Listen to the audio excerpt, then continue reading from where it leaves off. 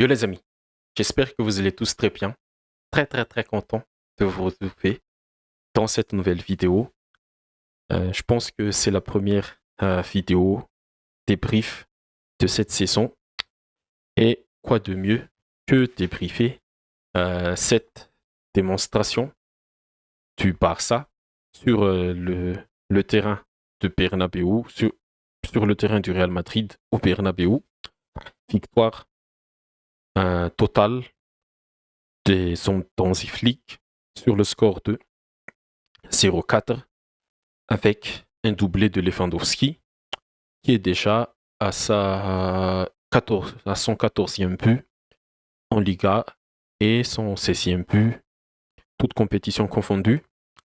Le but de Yamal et Rafinha qui a terminé le spectacle barcelonais à la 84e minute. Bon, les gars, en tant que fan barcelonais, c'est vraiment un plaisir de revoir cette équipe, mon équipe, à être, à être sur ce niveau, euh, du haut niveau. Cette semaine, on a fait Séville, Bayern et pour conclure, le Real, un classico. Et on a tous passé le test avec la manière. On a gagné contre Séville 5-1, si je me souviens bien.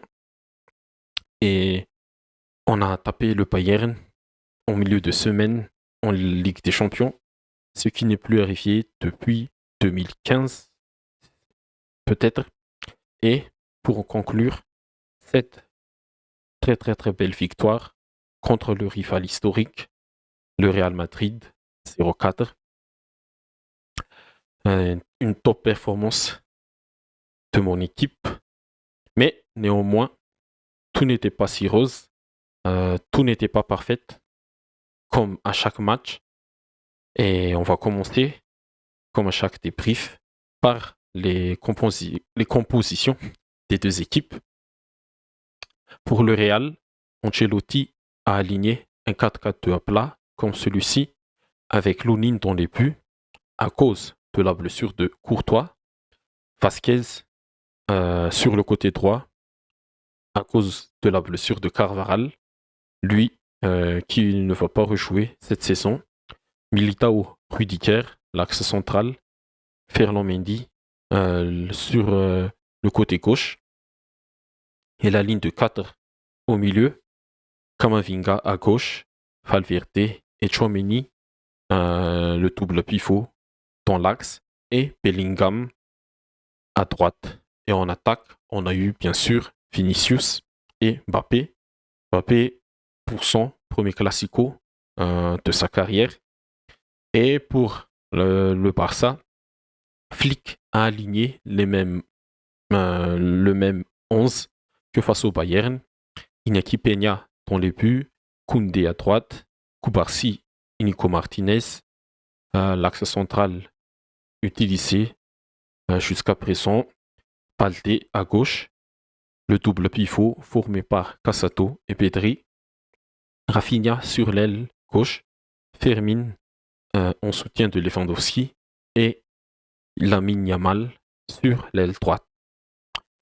Et comme je l'ai dit tout à l'heure, ce n'était pas si rose cette victoire du Barça parce que en première mi-temps, le Real a quand même eu beaucoup d'occasions.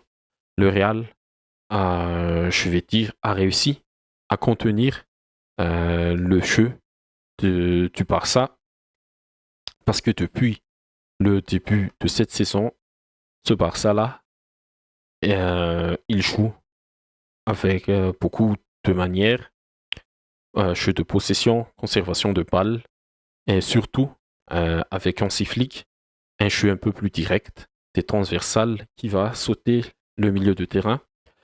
Et en première mi-temps, le Real a quand même réussi à gérer tous ces aspects de jeu du Barça. Le travail sur le côté de Bellingham et de Kamavinga pour essayer de contenir Lamine Yamal et Rafinha. Vinicius et Mbappé en zone, pas vraiment pas vraiment en pressing, mais juste pour perturber les relances des Koundé, des Koubarsi, des Martinez, des Baldé. Pedri Cassato face aussi à cette ligne de 4 au milieu n'ont pas su mettre en valeur leur qualité technique. Et en première mi-temps, le Real s'est un peu montré offensivement et défensivement, ont laissé des espaces dans leur dos. Et le jeu direct a été bien aussi géré par Militao et Rudiger. Même Vasquez, ils ont bien intercepté les passes transversales de Cassato qui ont fait beaucoup de mal au Bayern mercredi dernier. Et le Real s'est créé beaucoup d'occasions en première mi-temps, notamment, on va voir ici les occasions générées par le Real à la mi-temps. C'est quand même, il y a 6 tirs pour le Barça et un tir pour le Real. Mais je pense que c'est le Barça a bien géré son ballon, c'est-à-dire cette ligne très très très haute sur la médiane. Le but, c'est bien sûr de presser très très très haut l'adversaire, comme ça pour le Barça. Cette Barça version flic, c'est de presser très très très haut le Barça, pas le Barça, mais l'adversaire avec cette ligne très très très haute. Pedri, Rafinha et tout ça. Rafinha et Yamal qui collent la ligne. Cassato, Pedri au milieu. Et les 4 défenseurs qui sont presque collés à la ligne médiane quand le Barça n'a pas le ballon. Et le Real a bien sûr exploité tout cet grand espace-là derrière le dos avec les vitesses de Vinicius, Mbappé, les longs ballons de Militao, un jeu très très très direct. On saute le milieu de terrain et on voit aussi que depuis le début de cette saison, les Madrilènes ont un peu de difficulté dans la création, dans la conservation du ballon. La retraite de Toni Kroos n'est pas encore comblée jusqu'à présent. On balance le ballon vers Vinicius, Mbappé, et c'est eux qui vont être les créateurs des occasions pour les merengues. Et Vinicius, il était en chambre face à Koundé, Koubarsi, Cassato. Et c'est toujours très, très difficile de contenir peut-être le futur Ballon d'Or. On verra lundi. Mais ce que je veux dire, c'est que pour le moment, aucune équipe n'a su bien exploiter cette ligne très très très haute du Barça parfaitement. Le jeu du Barça, son ballon avec les 4 défenseurs là qui sont bien synchronisés pour jouer le hors-jeu. Pour l'instant, ça marche très très très bien. Est-ce qu'on a la stat? Combien d'hors-jeu au total pour le Real? On va voir. Total shot, big chance, offside. Est-ce qu'on a le offside shot? Bon, c'est pas encore. Voilà, quand même là, c'est là. Offside, 1 pour le Barça et 12 hors-jeu. 12 hors-jeu pour le Real. Tant, je pense que 9 pour Kylian Mbappé. Et ce jeu, cette défense qui joue le hors-jeu, pour le moment, elle fonctionne très bien. parce que l'équipe adverse aussi ne trouve pas encore la solution pour bien exploiter cette grande espace dans le dos de la défense catalane. Bon, et en deuxième mi-temps, Flick a fait rentrer qui déjà Oui. Flick a fait rentrer Frenkie de Jong à la place de Fermin Lopez. Fermin qui était pour moi un peu en dessous de sa performance par rapport à celui contre le Bayern. Bon, en général, en première mi-temps, je pense que le Barça a été aussi un peu fatigué, en manque de jus, face après ce match, gros match physique contre le Bayern. Physiquement, on était en dessous de ce que le Real avait proposé. Et dans tout ça, Fermin n'a pas pu aussi montrer tout son talent, tout son potentiel dans le jeu.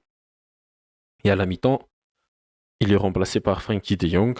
Et là, le match a complètement changé. Le Barça a pu faire ce qu'il aime le plus, c'est de contrôler le tempo du ballon, le tempo du jeu, le tempo du match, avec la qualité technique bien sûr de Pedri, Cassato, Frenkie de Jong au milieu. On a pu mettre le pied sur le ballon. Et c'est ça le Barça. On joue mieux avec le ballon que sans ballon, même si depuis l'arrivée de Flick, on fait aussi des kick and pressing, des contre-pressing très très très très forts dans la moitié de terrain adverse, mais avec le ballon, on est le plus dangereux. Et cette saison, on a montré que on est encore plus dangereux que la saison dernière. On a des attaques placées, on a des jeux directs, comme je l'ai dit, et pour un peu diminuer le rythme, l'intensité de la rencontre, on peut faire de la conservation. En deuxième mi-temps, on a un peu revu tout ça, cet aspect de jeu-là, et le Real n'a pas pu gérer tout ça par rapport à la première mi-temps, même si Mbappé a offert le score, mais c'était encore hors jeu. Bien joué encore la défense catalane. Mais c'était quoi déjà le premier but? Ça intervient à la 54e minute. La 54e minute sur une remise en jeu. Si ma mémoire est bonne, le jeune Cassato là, lui aussi, c'est vraiment, comment dire déjà, le phénomène, la petite surprise, la petite révélation de cette saison. L'ancien capitaine de l'équipe B, Cassato, avec son intelligence de jeu, sa qualité de passe, il a cassé toute la ligne défensive du Real avec seulement cette passe très très très verticale pour Lewandowski. Et par rapport au Barça, le Real, en une passe, s'est fait casser. Le jeu du haut-jeu n'a pas marché. Et Lewandowski, face à Lounine, là, je croyais qu'il allait rater. Mais on a aussi retrouvé le Lewandowski létal, décisif, dans les grands moments, même si il a raté quand même deux grosses occasions qui pouvaient vraiment humilier les Madriliennes ce soir. Mais Lewandowski, avec sa finition plat du pied, le ballon s'est hissé au petit filet. Vraiment, c'était vraiment une action de grande classe. Et le deuxième but aussi. Avant le deuxième but là, il a fait une séquence au milieu de terrain avec Cassato, Pedri et De Jong qui a renversé directement le jeu vers Baldé, qui était tout seul parce que Rafinha qui est rentré aussi un peu dans l'axe, tout comme Yamal sur son côté, et ça aspirait la défense et le positionnement défensif du Real, et Baldé était libre sur son côté, et en une touche en mode quarterback, De Jong l'a lancé, et son centre là Le centre que Balde a mis sur le deuxième but, c'était un centre téléquité. Et Lewandowski entre Militao et Rudiger. Ce position-là, du vrai numéro 9, ça perturbe toujours les défenseurs centraux parce que, et aussi avec le pont centre 2, Balde, parce que les deux défenseurs adverses n'arrivent pas à se communiquer. Militao ne voit pas dans son dos et Rudiger était trop tard, était très très loin de Lewandowski. Et Lewandowski encore, la finition, la tête là, elle est très très très bien placée avec la bonne dose de puissance. Lounine, a fait le maximum de plongeon, mais la tête de Lewandowski, elle a été très très bien placée. Et là, 2-0. Bon, je me suis dit que on peut maintenant contrôler le match, on peut faire tourner, mais c'était sans compter sur ces Barcelonais, sur ces joueurs, sur l'état d'esprit que Flick leur a inculqué depuis le début de cette saison. Même si, après le deuxième but, il y a fait encore un coup de bout pour le Barça. Le Real a un peu repris le ballon sur les pieds, en main, mais ils ont été aussi en manque d'efficacité ce soir. Mbappé a raté deux grosses occasions en deuxième mi-temps qui pouvaient faire encore basculer la rencontre en faveur des autres. Mais il a raté deux face-à-face contre Iñaki Peña. Et c'est peut-être aussi que mentalement, le jeu du hors-jeu du Barça est rentré dans la tête des attaquants du Real et ils ont été un peu prudents sur le relancer en profondeur, alors que sur la première occasion ratée par Mbappé, il a fait une magnifique extérieure du pied de Vinicius.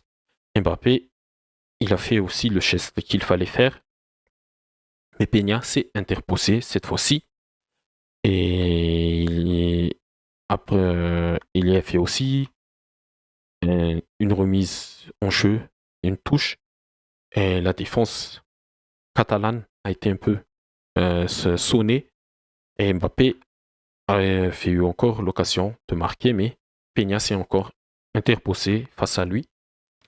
Et bon, l'efficacité offensive n'était pas au rendez-vous côté Real, et côté Barça, c'était vraiment efficace, létal, méchant dans la finition, même si, comme je l'ai dit tout à l'heure, Lewandowski a raté deux grosses occasions qui pouvaient lui permettre de marquer un quadruplé ce soir. Mais Lamine Yamal, heureusement que Yamal, avec une frappe puissante de son mauvais pied là, il a mis en pleine lucarne le 3-0 et à la 84e minute, Rafinha, d'une magnifique action encore, des Barcelonais, une attaque placée et accélération rapide pour perturber l'adversaire. Et le petit lob de Rafinha pour terminer le spectacle ce soir. C'était vraiment top de chez top. Ça fait plaisir de revoir mon équipe comme ça, avec du bon jeu, avec la manière pour gagner une rencontre et aussi de gagner ce classico qu'on ne fait plus gagner depuis 4 matchs déjà. On a perdu les 4 derniers classicos, toutes compétitions confondues, et ça fait très très très plaisir. Et là, tu prends aussi au classement de la Ligue 1, on va voir un peu. Hop. Matches, Liga, Table. Là, tu prends aussi un gros coup sur le classement. 11 matchs joués et t'es à 6 points d'avance sur le Real. Et ça fait aussi du bien au classement et au mental surtout. Gagner un classico, ça fait toujours du bien. Et ça repousse encore un peu plus la confiance et l'état d'esprit de tout le groupe. Et à part cela, je peux dire aussi que l'entrée de Dani Olmo a été très très très intéressant. Lui qui revient aussi de blessure. Mais son entrée a été très très très intéressant dans ce rôle de numéro 10. Il a bien contrôlé aussi le match à sa qualité technique. Avec sa qualité technique, il pouvait faire jeu jeu dos au jeu, si on peut dire ça. Et il peut aussi se retourner. Et il a fait même sur une action, il a mis dans le fond Chouamini, ou je me souviens plus, mais sur un contrôle orienté, il a mis dans le fond un joueur du Real. Il pouvait se projeter très très rapidement en avant. Bon, et pour le Real, je pense que c'est la limite. Non, pas la limite, mais oui, c'est la limite. On va dire les termes. Il faudra trouver la vraie solution pour faire fonctionner ces trois-là. Et même Rodrigo aussi n'était pas encore là. N'était pas là. Il est aussi blessé. Mais Ancelotti, là, il a du boulot pour faire vraiment fonctionner ce triton-là, plus Rodrigo.